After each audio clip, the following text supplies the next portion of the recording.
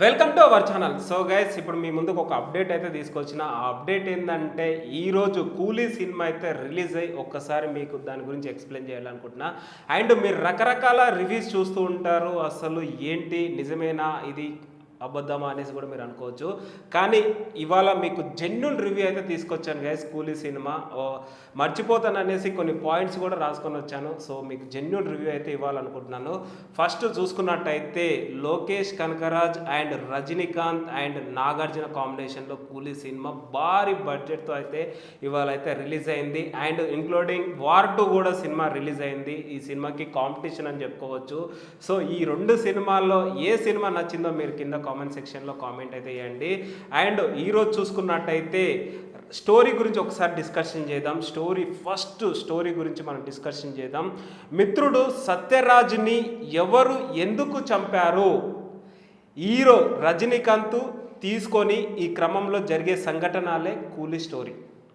అర్థమైందా guys? First point story ఏంటంటే, మిత్రుడు సత్యరాజ్ని ఎవరు ఎందుకు చంపారో హీరో రజనీకాంత్ తీసుకునే క్రమంలోనే జరిగే సంఘటనలే కూలీ స్టోరీ. సో ఆ సత్యరాజ్ని ఎవరు ఎందుకు చంపారు అనేది చాలా బాగా అయితే ఎక్స్ప్లెయిన్ చేశాడు డైరెక్టర్ లోకేష్ కనకరాజ్ అయితే. అండ్ ఇంకోటి ఏంటంటే, ఎప్పటిలాగానే రజనీకాంత్ ఎలివేషన్స్ అండ్ అభిమానులకు నచ్చేలా తీశాడు. ఎలివేషన్స్ అయితే నచ్చేలా తీశాడు లోకేష్ కనకరాజ్ అయితే. అండ్ లోకేష్ కనకరాజ్ మన అందరు తెలిసిందే, ఎంత మంచి సినిమాలు తీశాడో, అన్ని బ్లాక్ బస్టర్సే. ఎలాంటి ఫ్లాప్ లైన్ డైరెక్టర్ అంటే మన లోకేష్ కనకరాజే. అండ్ తెలుగులో కూడా ఒక స్టేట్ మూవీ కూడా చేయబోతున్నాడు త్వరలోనే.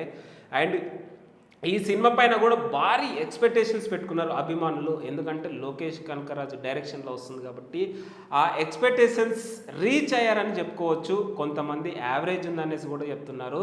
సో ఎక్కడ యావరేజ్ వచ్చిందో మీ అందరికీ అయితే ఎక్స్ప్లెయిన్ చేస్తాను. అండ్ నెక్స్ట్ పాయింట్ ఏంటంటే, యాక్షన్ సీన్స్ అండ్ అక్కడక్కడ ట్విస్టులు అయితే సూపర్ అనిపించినాయి. యాక్షన్ సీన్స్ సూపర్ అనిపించింది నాకైతే. So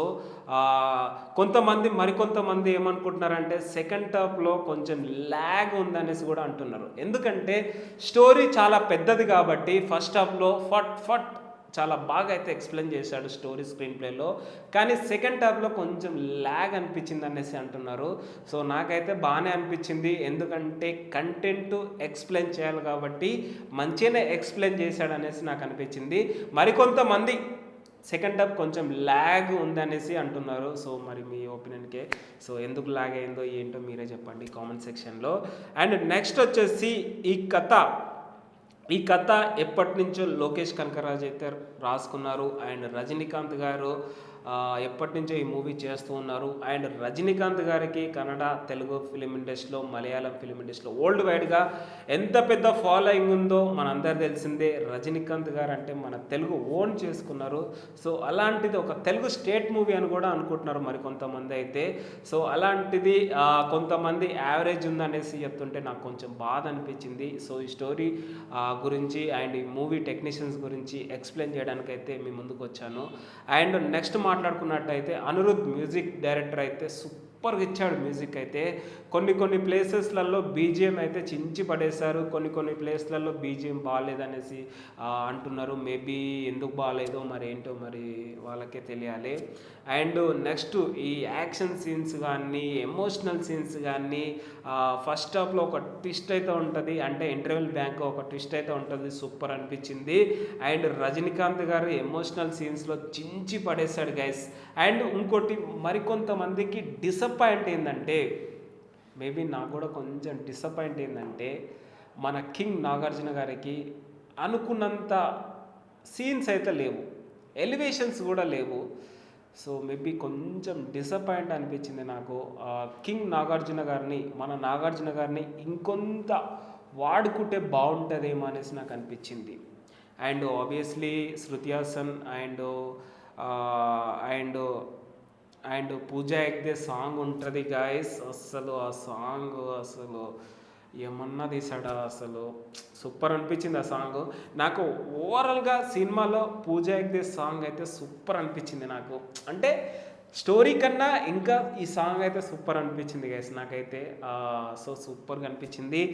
and Shruti Haasan character కూడా సూపర్ అనిపించింది. సో బాగా అనిపించింది నాకైతే. ఎమోషనల్ సీన్స్లలో అక్కడక్కడ కొన్ని డైలాగ్స్ డెలివరీ డెలివరీ అయితే సూపర్ అనిపించింది నాకైతే. సో కూలీ సినిమా పైన ఎంత ఎక్స్పెక్టేషన్స్ పెట్టుకున్నారో అంతకు మించి అయితే సినిమా ఉంది గైస్. అండ్ రజనీకాంత్ గారు మరో బ్లాక్ బస్టర్ అయితే కొట్టాడు. ఎందుకంటే గత మూవీస్ గురించి మాట్లాడుకున్నట్టయితే అనుకున్నంత బ్లాక్ బస్టర్ అయితే కొట్టలేదు, కానీ ఈ సినిమా కొట్టేసాడని చెప్పుకోవచ్చు. కొంతమంది యావరేజ్ స్టాక్ కూడా వచ్చిందనేసి చెప్తున్నారు రివ్యూస్లలో.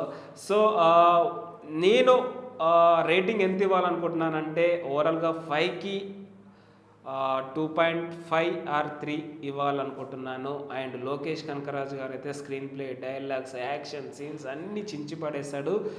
సెకండ్ హాఫ్లో కొంచెం ల్యాగ్ ఉందనేసి అంటున్నారు. మేబీ కొంచెం ఉండొచ్చు, ఇంకా బాగా తీయొచ్చు. అండ్ నాగార్జున గారికి ఇంకా స్కోప్ ఇస్తే ఇంకా ప్రజెన్స్ సూపర్ ఉండేది అనిపించింది గైస్ నాకైతే. సో మేబీ అక్కడ కొంచెం లిటిల్ బిట్ డిస్టర్బ్ చేస్తాడని చెప్పుకోవచ్చు. అండ్ నెక్స్ట్ మాట్లాడుకున్నట్టయితే మిత్రుడు సత్యరాజ్ క్యారెక్టరు అసలు ఏమన్నా తీసాడా ఫస్ట్ హాఫ్లో, అసలు ఏంటి, ఎలా జరుగుతుంది, ఏం జరుగుతుంది అని ఒక క్యూరియాసిటీతో అయితే వెళ్ళింది స్క్రీన్ ప్లే. అండ్ సూపర్ అనిపించింది అది నాకైతే. అండ్ రజనీకాంత్ గారు ఫైట్ చేసేటప్పుడు ఏమన్నా అనిపించిందా, ఒక డిఫరెంట్ లుక్లో కనిపించాడు రజనీకాంత్ గారు అయితే. సో ఓవరాల్గా అయితే నాకు సూపర్ అనిపించింది. ఇంకేమైనా మర్చిపోతే క్షమించండి, నేనైతే రాసుకొచ్చిన పాయింట్స్ ఇదే. నాగార్జున ప్రధాన పాత్రలో సో ఓవరాల్గా అంతే గైస్. రజనీకాంత్ గారు, నాగార్జున గారు, శృతి హాసన్ గారు, పూజా హెగ్డే సాంగ్. సో ఓవరాల్గా అయితే నాకు సూపర్ అనిపించింది, కానీ లిటిల్ బిట్ సెకండ్ హాఫ్ ఒక్కటి ల్యాగ్ అనిపించింది. సో అది ఒక్కటి ట్రిమ్ చేస్తే చాలా బాగుండేది అనిపించింది గైస్. సో ఓవరాల్గా అయితే 5కి 2.5 ఆర్ 3 ఇవ్వాలనుకుంటున్నాను. That's it. Thank you so much.